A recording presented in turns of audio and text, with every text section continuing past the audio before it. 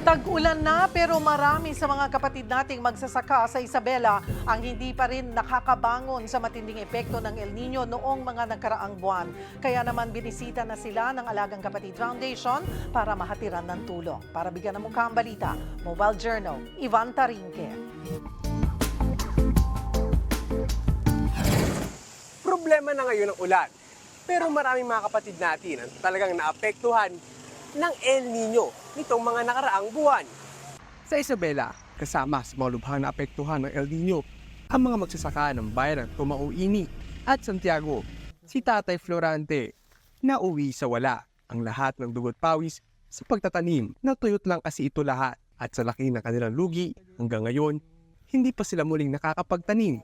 Meron din konti sir, pero malayo pa sa puhunan. Hindi pa sir, nandiyan pa lang, nakatiwangwang pa lang. Hindi pa rin sigurado sir kasi hindi natin alam ang panahon. Lalo na ngayon parating ang tag-ulan.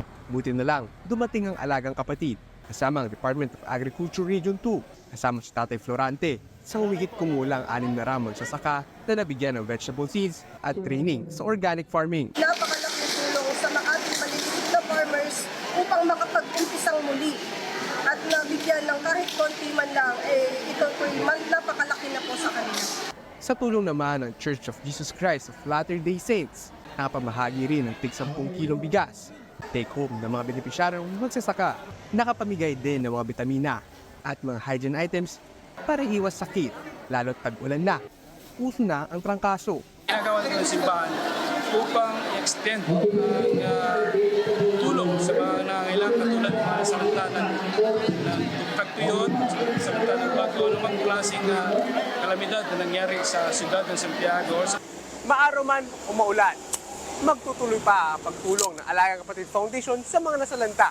Kung gusto ninyong makiisa, mag-message lang sa kanilang Facebook page. Mobile Journal, Ivan Tarinque po hatid ang mukha ng balita.